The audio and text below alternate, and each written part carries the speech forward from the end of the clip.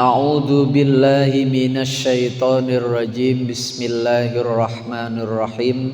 Alhamdulillahirabbil alamin.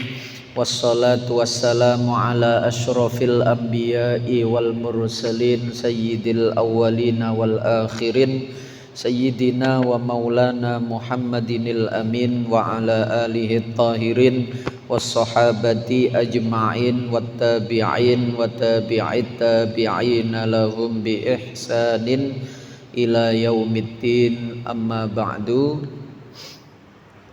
Para bapak, para ibu, sederek sedaya hadirin jamaah Masjid Baitul Iman Surya Regensi Karangbong Gedangan Sidoarjo yang dirahmati Allah Subhanahu wa ta'ala. Alhamdulillahirabbil alamin.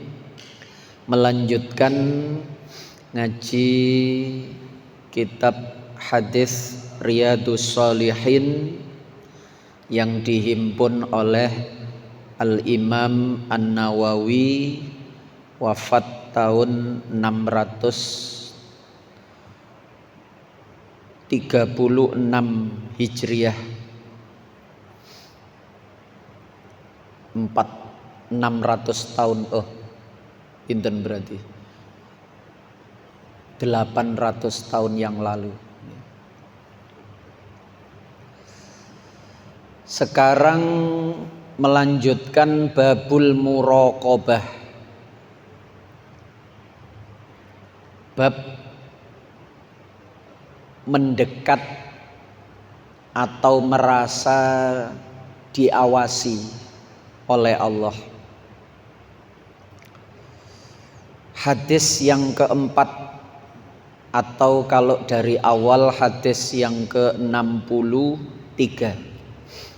Ar-Rabi'u utawi hadis kang kaping 4, an Anasin saking sahabat Anas bin Malik radhiyallahu an.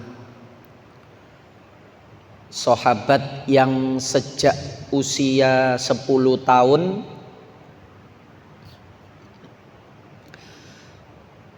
hidup bersama Rasulullah Shallallahu Alaihi Wasallam, kemana-mana dengan Rasul, karena beliau diserahkan oleh ibunya Ummu Sulaim. Ayahnya Anas niki sudah wafat pada saat Anas masih kecil. Ketika umur 10 tahun, Ummu Sulaim ibunya niki ada yang melamar, yaitu sahabat Ansor Tolhah, dengan mahar masuk Islam.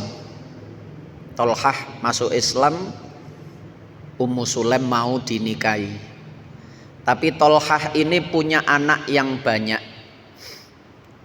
Ummu Sulaim khawatir anak satu-satunya ini dari Malik, ayahnya Anas yang masih kecil ini, belum bisa bergaul dengan saudara-saudara tirinya nanti. Akhirnya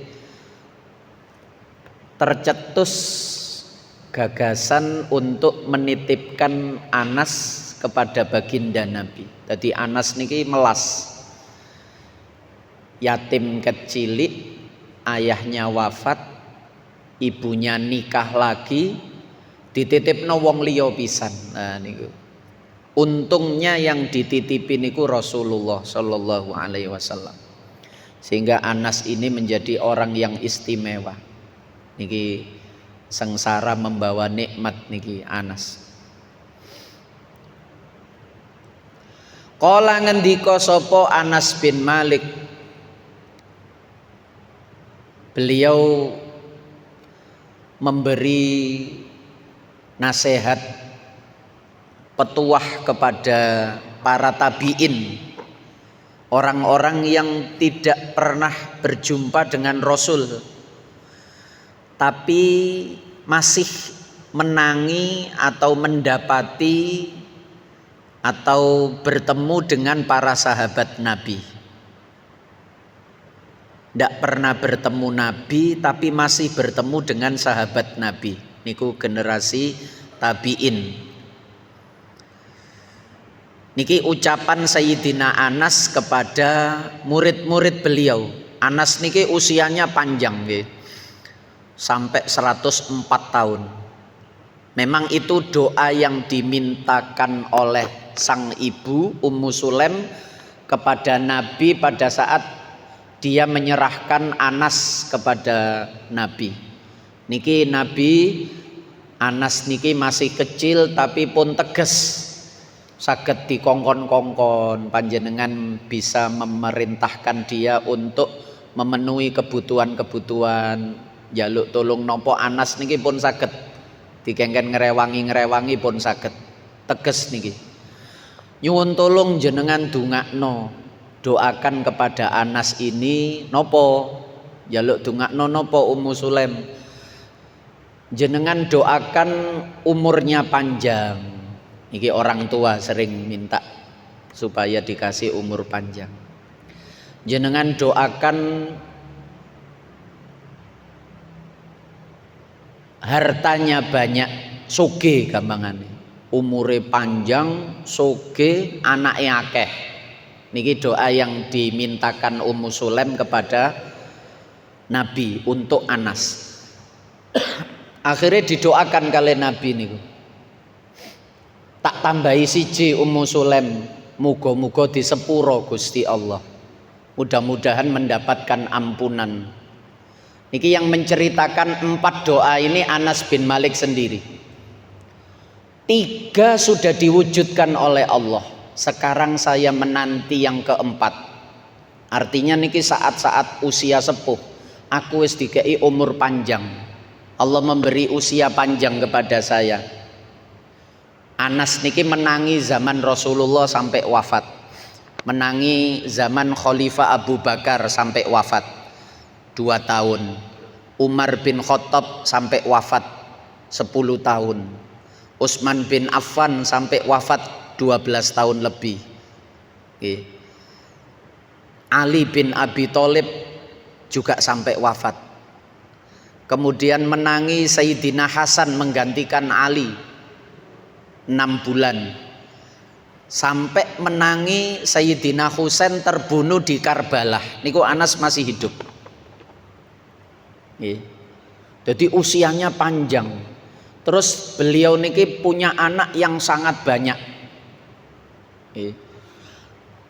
Anak niki kabeh 99. Niki anake Anas. Pun takon ibuke piro nggih. Jangan tanya ibunya berapa, sudah pernah menikah berapa kali. Anaknya Anas itu 99. Niki ten ngene hasyiah atau penjelasannya ringkasan Sahih Bukhari. Abi Jamrah itu ada hasyiah Imam Sanwani itu. Anas itu bercerita anaknya usia jumlahnya 99. Nah, anak 99 itu nggih pasti orang yang kaya raya. Yang saya nanti yang terakhir yaitu mudah-mudahan mendapatkan ampunannya Allah. Niki Anas bercerita kepada tabiin para muridnya, innakum sak temene sira kabeh iku latak maluna yakti ngamal, mengerjakan sira kabeh amalan ing pira-pira amal, ya kang utawi amal iku adakku luweh lembut. Dakik niku lho, dakik niku tepung. Tepung itu disebut dakik karena lembut. Iku adakku luweh lembut. Detik itu juga disebut dakikoh. Dakikoh niku detik. Nah itu karena waktu yang paling cepat, paling jedanya sedikit dibandingkan menit, dibandingkan jam, dibandingkan hari, minggu, bulan, tahun. Detik itu yang paling lembut. Iku adakku luweh lembut, luweh tipis, luweh enteng maksudnya, lebih ringan fi ayunikum ing dalem pandangan sira kabeh minasya'ri tinimbang rambut, luwe tipis tinimbang rambut. Kalian itu pasti akan melakukan suatu perbuatan yang menurut kacamata kalian perbuatan itu kalian anggap ringan, kalian anggap biasa, yaitu dosa nih. Kalian melakukan satu kesalahan, satu dosa, tapi menurut kacamata kalian itu dosa kecil, itu kesalahan ringan, itu hal yang lumrah, kaprah. Banyak yang seperti itu, tidak hanya saya. Ini biasanya pembenaran dalam diri seseorang ketika melakukan kesalahan. Allah dudu aku tok sing koyok ngono, iko lho yo akeh tunggale. Dia mencari pembenaran. Ini yang dimaksud Anas yang seperti ini. Kalian itu pasti melakukan sesuatu kesalahan, tapi dalam kacamata kalian anggap itu ringan, kecil. Padahal kunna kang ono sopo kita para sahabat generasinya Anas bin Malik yang mendapatkan pengajaran langsung dari Rasulullah, apalagi melihat langsung teladan-teladan beliau, sehingga para sahabat itu memiliki hati kefahaman yang jauh lebih istimewa dibandingkan generasi tabi'in. Bagaimana para sahabat itu mengenal Allah, ma'rifatullahnya, memahami Allah secara sempurna, karena yang mendidik langsung Rasulullah Shallallahu Alaihi Wasallam.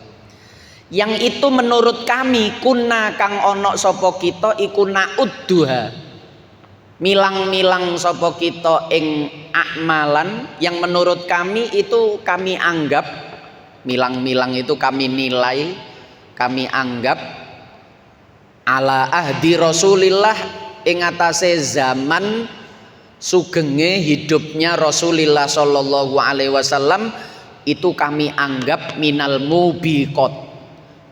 mubiqoti setengah saking piro-piro perkara sing ngelebur ngentekno kebaikan, yang menghancurkan kebaikan, yang melebur amal-amal baik, amal-amal solih itu entek gara-gara sesuatu itu yang menurut kalian itu ringan, menurut kalian itu remeh, tapi itu di mata kami dulu para sahabat di zaman Rasulullah itu sudah kesalahan besar.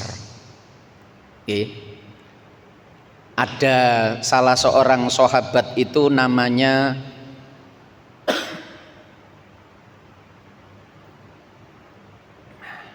sinten nika supe ya Allah. Itu ketika dia diutus oleh Rasulullah, pada saat dia melewati salah satu rumah penduduk Madinah, ini salah satu contoh yang zaman sekarang itu dianggap biasa. Ada pintu rumah yang terbuka, kemudian orang ini, anak muda ini melihat ke pintu yang terbuka itu, ternyata di dalamnya ada perempuan yang sedang ganti baju, sehingga auratnya itu terlihat. Anak muda ini kemudian menangis, takut, lari, karena khawatir jangan-jangan nanti wahyu turun gara-gara dia melihat itu. Disampaikan kepada Rasulullah, lalu Rasulullah menyampaikan kepada sahabat bahwa ada peristiwa seperti ini. Pada saat itu sering yang seperti itu terjadi. Wahyu itu turun gara-gara peristiwa-peristiwa yang terjadi di sekitar Rasulullah. Anak muda ini takut, lalu dia lari ke lereng-lereng bukit gunung di sekitaran Madinah itu. Dia tidak berani masuk ke kota Madinah. sampai dicari oleh Rasulullah Shallallahu Alaihi Wasallam. Yang mencari waktu niku Umar dan Sayyidina Ali.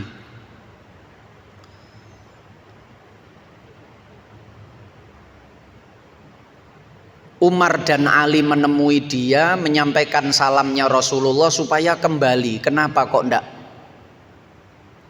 datang kepada Rasulullah? Dia kemudian bercerita, mata yang sudah pernah melihat sesuatu yang diharamkan itu tidak layak lagi untuk melihat Rasul yang mulia. Saya takut Umar. Akhirnya tolong sampaikan kepada Rasulullah, saya tidak berani menghadap beliau. Akhirnya Umar dan Sayyidina Ali itu kemudian menghadap Rasul. Kula supen amin. Masya Allah. Disampaikan apa yang disampaikan oleh anak muda niki, terus Rasulullah kemudian mendapatkan salam dari Jibril, diutus oleh Allah untuk dikatakan kepada anak muda itu bahwa dosanya sudah diampuni oleh Allah. Akhirnya disampaikan oleh Umar dan Ali, baru anak muda ini berani datang menghadap Nabi. Tapi dia tetap menundukkan wajah, tidak berani menatap wajah Rasulullah SAW, karena dia sudah menganggap wajahnya atau kedua matanya itu sudah berlumuran dosa besar gara-gara melihat aurat tadi itu, sehingga dia merasa tidak pantas wajahnya atau matanya yang pernah maksiat seperti itu untuk memandang wajah Rasulullah. Akhirnya saking takutnya itu sampai dia wafat di pangkuan Rasulullah Shallallahu Alaihi Wasallam. Niku dulu seperti itu yang diceritakan Sayyidina Anas itu, ada riwayat seperti itu. Niku kisahnya saya dapat di Asadul Ghobah Imam Ibnu Hajar itu. Ceritanya para sahabat-sahabat Nabi. Rawahu ngeriwayatake ing hadis sapa Bukhari. Padahal ini generasi sahabat kepada generasi tabi'in. Sudah terjadi kemerosotan seperti itu. Kalian itu melakukan satu kesalahan, kalian anggap ringan, padahal itu di zaman kami itu termasuk sesuatu yang merusak kebaikan. Itu dosa besar. Kalian anggap dosa kecil. Niku sering begitu nggih. Di Al-Qur'an itu ada wa tahsabunahu hayyina wa huwa indallahi azim. Kalian menyangka itu ringan, wa tahsabunahu hayyina, padahal wa huwa indallahi azim. Di hadapan Allah itu besar. Niku yang dimaksud sahabat Anas bin Malik itu seperti itu. Apalagi tabi'in kepada tabi'in, lebih merosot lagi kepada generasi di bawahnya lagi, sampai kepada generasi sekarang yang sudah masuk abad ke-15. Katakanlah terjadi 15 kemerosotan. Degradasinya itu sampai 15 ke bawah. Sebab Rasulullah pernah menyampaikan khairul quruni qarni. Sebaik-baik kurun generasi itu kurun sing masih menjumpai saya, yaitu sahabat Nabi niku. Khairul quruni qarni tsummal ladzina yalunahum tsummal ladzina yalunahum. Kemudian generasi setelahnya. Maka 3 generasi itulah yang disebut generasi emas, karena yang disebut oleh Rasulullah 3. Para ulama mengistilahkan dengan generasi salafus sholih itu yang 300 tahun ke bawah itu Hijriyah. 300 tahun ke bawah Hijriyah itu lebih banyak didapati orang-orang baik dibandingkan orang-orang yang tidak baik. Tapi setelah itu, apalagi sekarang, lebih mudah mendapati orang tidak baik daripada orang yang baik. Karena semakin merosot. kurunnya bukan personalnya nggih. Kalau personal bisa berubah, kadang orang tuanya tidak baik, anak justru menjadi lebih baik kalau personal. Tapi kalau zaman atau kurun periodenya itu lebih merosot. Saya pernah membaca undangan pernikahannya Mbah Kiai Hamid Pasuruan. Beliau menikah itu tahun 1941. Itu undangan pernikahannya itu pakai bahasa Arab, Pak. Jadi ngundang ke tetangga, teman, saudara, sahabat itu dengan redaksi bahasa Arab. Itu pernikahannya Kiai Hamid Pasuruan 1941. Sekarang tidak ada, Pak. Kiai pesantren sekalipun ketika mantu niku mboten enten sing undangan pakai bahasa Arab niku malah dikira wah iki dikasih doa apa ini oleh kiai saya ini. Malah dikira donga malahan padahal undangan nih. Orang kita itu kan kalau lihat tulisan Arab itu dianggap sebagai doa atau Al-Qur'an. Loh, kok dikirimi Quran? Tulisan Arab dianggap semua Quran. Itu sudah terlihat, kemerosotannya itu sudah terlihat. Berarti zaman itu khususnya di sekitar Pasuruan itu masyarakatnya itu sudah akrab dengan bahasa Arab sehingga undangan dengan bahasa Arab itu paham. Tak mangke dikai undangan bahasa Arab ndak tahu kapan iki opo, undangan opo, tekoe kapan, ndak tahu. Nah niku kurun itu begitu.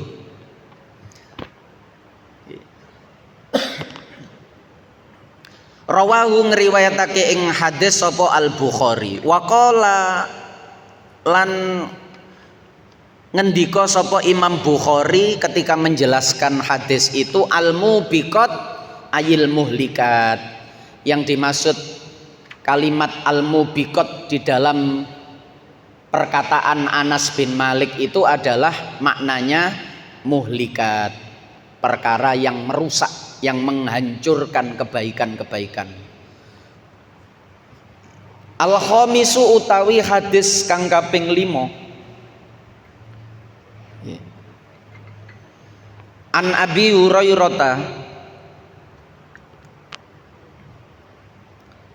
iku diriwayatake saking sahabat Abu Hurairah radhiyallahu anhu anin Nabi sallallahu alaihi wasallam.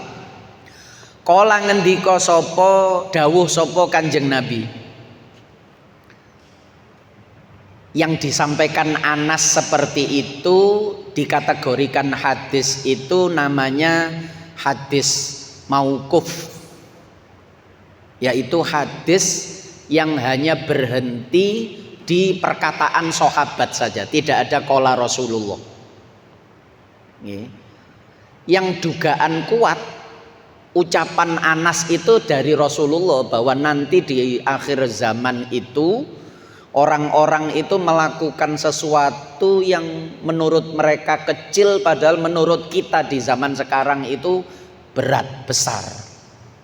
Lalu itu disampaikan oleh Sayyidina Anas bin Malik dengan tanpa menyebutkan qala Rasulullah. Niku namanya hadis mauquf. Makanya dimasukkan dalam urutan-urutan hadis di sini.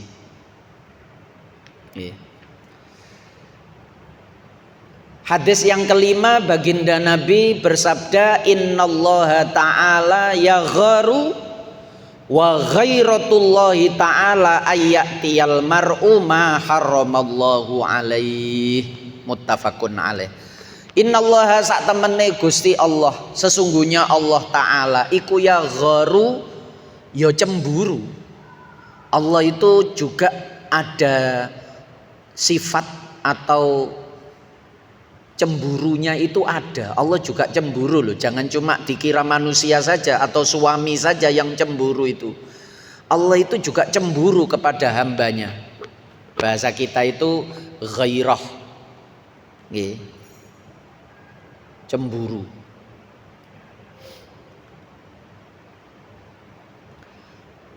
Dan kecemburuan Allah itu wa ghairatullahi ta'ala iku ayyatiya yento nekani sapa almar'u seseorang wong nekani ma ing barang harrama kang ngaramake sapa Allahu ta'ala Allah ta'ala alaihi ing atase almar'u. Allah itu cemburu ketika seseorang itu melakukan sesuatu yang dilarang oleh Allah. Niku Allah betul-betul tidak suka. Sama seperti seorang suami ketika melihat istrinya itu ngobrol dengan laki-laki lain, dia tidak suka, dia cemburu. Allah itu tidak suka, cemburu, tidak rela ketika seseorang itu melakukan keharaman-keharaman yang dilarang oleh Allah. Mulane Allah niku kemudian melarang niku karena ndak suka. Terus seorang suami itu melarang istrinya, "Dek, besok lagi ojo ngobrol karo wong lanang." Nggih. Aku cemburu. Nah, itu Allah melarang itu karena Allah ndak seneng orang itu melakukan sesuatu yang diharamkan oleh Allah. Nggih. Niku tetapi cemburunya manusia dengan cemburunya Allah itu jelas berbeda. Jadi penyifatan itu, penyebutan sifat bisa sama. Sama seperti Rasulullah itu di dalam surat At-Taubah yang terakhir itu, laqad ja'akum rasulum min anfusikum azizun 'alaihi ma anittum harisun 'alaikum bil mu'minina raufur rahim. Raufur rahim di situ mensifati Rasulullah. Rasulullah itu terhadap orang-orang mukmin raufun, padahal rauf itu termasuk asmaul husna, sifatnya Allah. Rahimun, rahim itu juga nama Allah. Tapi di situ dipinjamkan istilahnya, saking tidak ada kata yang bisa mewakili betapa belas kasihnya Rasulullah kepada umatnya itu. Tidak ada kata-kata yang bisa menggambarkan betapa luar biasanya kasih sayangnya Nabi kepada kita itu, orang-orang yang beriman itu. Sehingga sampai dipinjamkan asmaul husna. Tapi jangan dianggap sama. Berarti raufnya Allah sama dengan raufnya Nabi, atau dibalik raufnya Nabi sama dengan raufnya Allah, rahimnya Nabi sama dengan rahimnya Allah, tidak sama. Nggih. Termasuk cemburu itu. Nggih. Karena Allah itu zatnya, sifatnya, af'alnya tidak ada yang menyamai. Tidak ada yang menyamai. Laisa kamitslihi syai'un fil ardi wala fis sama' wa huwas samiul basir. Tidak ada yang menyamai Allah sesuatu apapun. Menyamai zatnya, menyamai sifatnya, menyamai af'alnya. Pekerjaan-pekerjaan atau sesuatu yang diperbuat oleh Allah, tidak ada yang sama. Termasuk cemburu niki. Kalau manusia itu ketika dia cemburu dia berubah. Taghayyara halul insan wanzi'ajuh. Ada perubahan-perubahan sikap. Misalnya matanya merah atau marah ngonten niku. Nek Allah niki mboten. Yang perubahan-perubahan seperti itu mustahil bagi Allah. Jadi Allah tetap pengasih penyayang kepada hambanya. Meskipun dengan cara yang sesuai dengan Allah rencanakan. Bisa jadi tetap disayang, melakukan keharaman tetapi lancar-lancar saja urusannya, rezekinya. Bisa jadi niku dalam bahasa kita istidraj. Tapi Allah tetap maha pengasih kepada hambanya. Tetap ghafurur rahim kalau mau bertobat. Niku maksudnya ngoten. Muttafaqun alaih utawi hadis iku muttafaq alaih, disepakati opo alaihi hadis. Artinya istilah muttafaq alaih itu yang sering disampaikan, berarti hadis ini di Sahih Bukhari ada, Di Sahih Muslim ada dua ulama hadis yang menjadi rujukan hadis yang dianggap paling sahih, kitab hadisnya Bukhari dan Muslim itu ketika sudah meriwayatkan hadis yang sama itu biasa disebut dengan muttafaqun alaih. Niku derajat sahihnya paling tinggi. Nggih. Derajat sahihnya itu paling tinggi kalau Bukhari juga meriwayatkan, Muslim juga meriwayatkan. Wal ghairatu lan utawi maknane ghairah nggih bi fathil ghaini kelawan di fathah ghine. Kalau ghirah itu semangat nggih, mari ghirahnya itu yang tinggi. Ghirah itu kadang menjadi bahasa santri, ghirahnya itu harus ada, itu yang dimaksud semangat. Tapi kalau ghairah itu cemburu nggih. Nggak tahu kalau bahasa Indonesia gairah itu apa dari kata ghairah, tapi maknanya beda gitu. Wa asluha utawi asale ghairah itu al-anafah, menolak, moh, tidak mau, tidak suka, mencegah. Karena orang cemburu itu dia tidak suka, dia akan berusaha mencegah, menolak. Jangan sampai itu terjadi lagi, karena itu membakar api cemburunya. Nah, Allah itu cemburu juga kepada hamba-hambanya, dan kecemburuan Allah itu ketika hamba-hambanya itu justru melakukan hal yang dilarang atau diharamkan oleh Allah. As-sadisu utawi kang kaping 6 niki mumpung hadisnya pendek-pendek nggih. Iku an Abi Hurairah diriwayatake saking sahabat Abi Hurairah radhiyallahu anhu.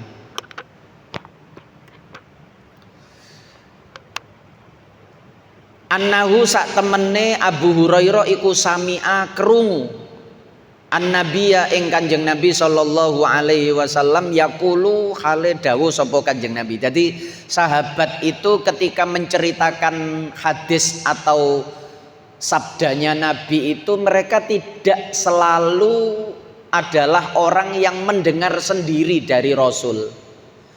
Bisa jadi mereka itu mendapatkan kabar itu dari sahabat yang lain.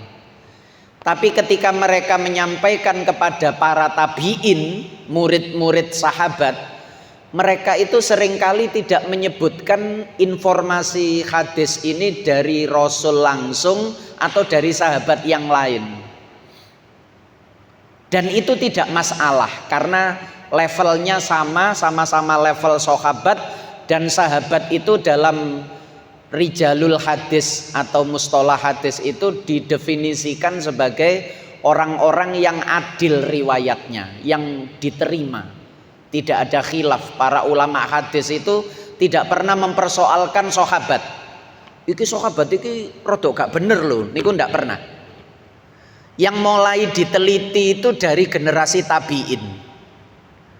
Bagaimana sepak terjangnya, hafalannya, perilakunya, perkataannya, dia itu sering bohong atau tidak.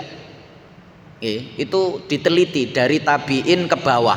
Tapi ketika sahabat itu tidak dibahas. Oleh karenanya para sahabat itu tidak pernah dijarh wa ta'dil, istilahnya itu. Tidak pernah masuk dalam bahasan jarh wa ta'dil. Dicari kekurangannya, dicari kelebihannya, itu tidak ada. Yang ada itu generasi tabi'in untuk menjaga supaya hadis itu tidak diselewengkan oleh orang-orang yang punya kepentingan lain, yaitu memalsukan hadis. Sebab zaman Khalifah Umar bin Abdul Aziz itu zaman awal-awal dikumpulkannya hadis-hadis Rasulullah. Beliau mengutus namanya Imam Zuhri, Muhammad bin Syihab, untuk mengumpulkan sabda-sabda Nabi. Karena di zaman-zaman sebelumnya itu dilarang. Apalagi zaman Sayyidina Umar, kalau orang tertangkap menulis hadis itu dihukum oleh Sayyidina Umar. Karena zaman Umar itu zaman yang mengusulkan kepada Abu Bakar untuk Quran itu ditulis supaya tidak campur antara firman Allah dengan sabda Rasul. Umar itu melarang orang menulis hadis, tapi menyuruh orang untuk menulis Al-Quran. Niku zaman Umar. Baru ada mulai pemalsuan hadis itu ketika masuk ke tahun selesainya Khulafaur Rasyidin itu.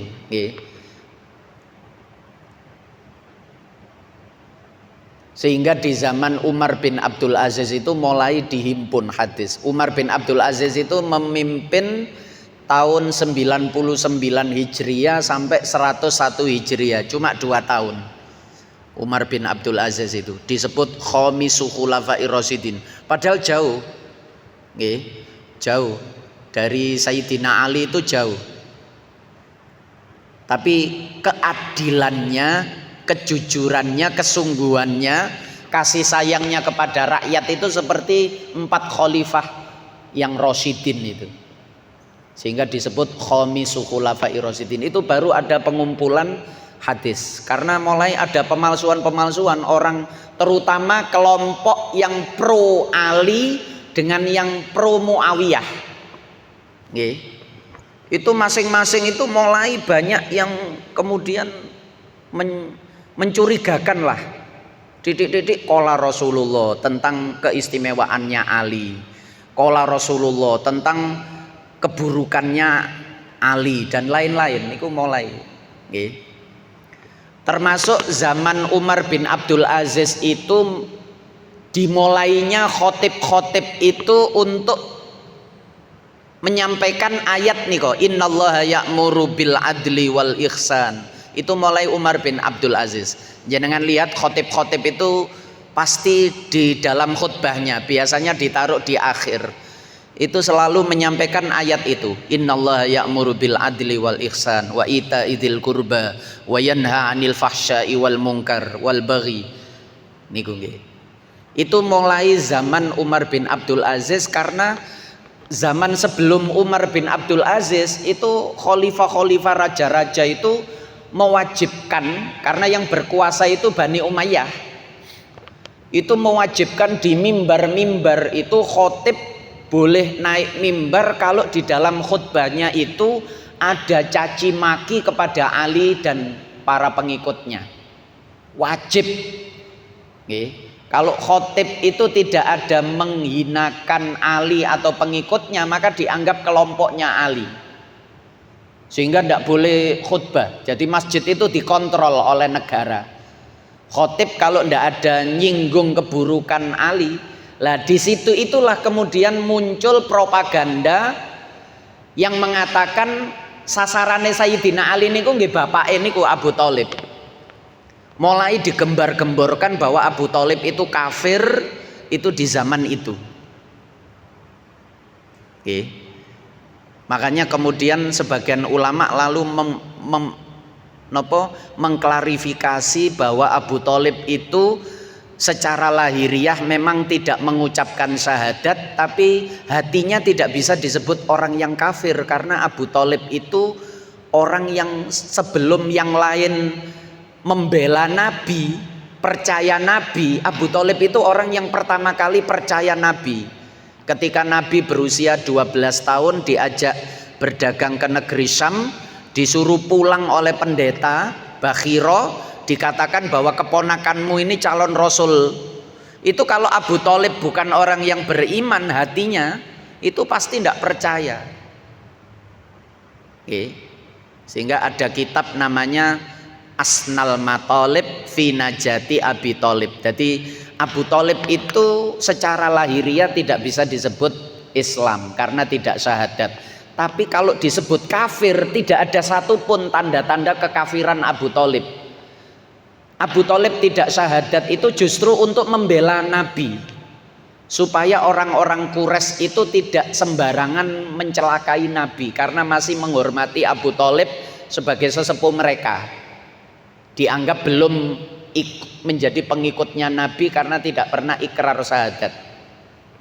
Sehingga orang Quraisy itu tidak berani mengganggu Nabi sampai Abu Thalib wafat. Ketika Abu Thalib wafat, baru Nabi Muhammad diganggu sampai mau dibunuh itu setelah Abu Thalib wafat. Ketika Abu Thalib masih hidup, Kanjeng Nabi niku aman, tidak pernah diganggu.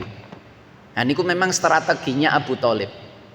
Dia terpaksa harus tidak mengucapkan ikrar syahadat itu karena istrinya, anak-anaknya tidak ada satupun yang kafir. Semuanya beriman, tidak dihalangi, bahkan bisa jadi disuruh. Tapi Abu Thalib seorang itu menjaga dirinya demi tadi itu. Kalau di Al-Quran itu illa man ukriha wa qalbuhu mutmainnum bil iman, itu tidak kafir. Orang yang dipaksa mengucapkan kalimat murtad tapi hatinya masih tenang, anteng di dalam keimanan. Wa qalbuhu mutmainnum bil iman, itu tidak bisa disebut kafir. Lah Abu Thalib itu termasuk yang jenis seperti itu. Bahkan lebih utama karena dia tidak untuk dirinya, tidak untuk keselamatan dirinya. Untuk keselamatan dirinya saja orang boleh mengucapkan saya keluar dari Islam, karena dia diancam kalau tidak bilang begitu dia dibunuh. Tapi hatinya tetap iman, itu dia tidak masuk kategori kafir. Illa man ukriha wa qalbuhu mutmainnum bil iman, itu untuk keselamatan dirinya. Abu Thalib untuk keselamatan Rasulullah. Nah niku jadi panjenengan jangan ikut-ikutan mengkafirkan Abu Thalib, diam saja minimal itu. Termasuk zaman sekarang itu orang ceroboh mengkafirkan ayah ibunya Nabi niku luwih parah malih niku nggih. Itu lebih parah lagi. Lah, yang seperti itu rentetan dari konfliknya kelompok Muawiyah dengan Ali semenjak perang Siffin itu. Jadi itu persoalan politik yang masuk ke ranah akidah atau fikih, asalnya politik. Nggih. Termasuk Syiah Sunni itu dulu politik, tapi kemudian menjadi akidah. Itu perkembangan zaman yang kemudian persoalan-persoalan perbedaan yang sifatnya itu pilihan politik lalu menjadi akidah. Itu manusia kadang begitu. Karena kalau sudah dimasukkan akidah itu orang itu lebih taat. Padahal itu sebenarnya urusan-urusan politik. Jadi pun melok-melok sing konflik-konflik yang seperti itu.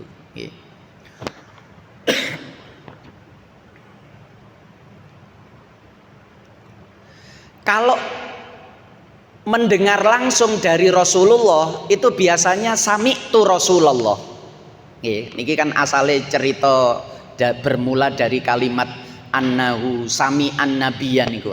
Kenapa ada kalimat annahu sami'an nabi? Berarti ini Abu Hurairah mendengarkan sendiri langsung. Kalau tidak ada sami'tu Rasulullah berarti ada dua kemungkinan. Seperti hadis sebelumnya tadi itu. Anin nabi. An Abi Hurairah anin nabi. Itu bisa jadi Abu Hurairah tidak langsung dari nabi.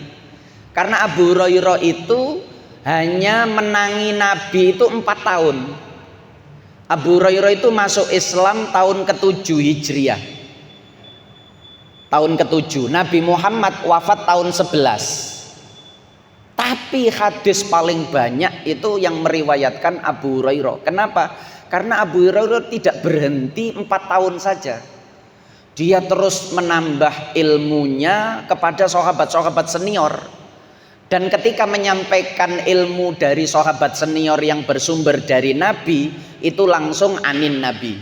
An Abi Hurairah anin Nabi. Tapi kalau dia yang mendengar sendiri, sami'tu Rasulullah atau annahu sami'an Nabi. Nah niki sedikit untuk kekayaan seputar ilmu hadis.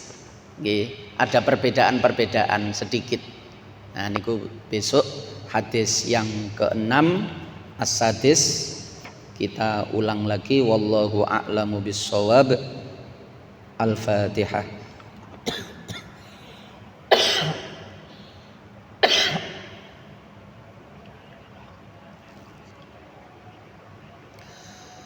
Maulaya salli wa sallim daiman abada ala habibika khairul khalqi kullihim huwal habibul ladzi turja syafa'atuhu likulli haulin minal ahwali muktakhimi.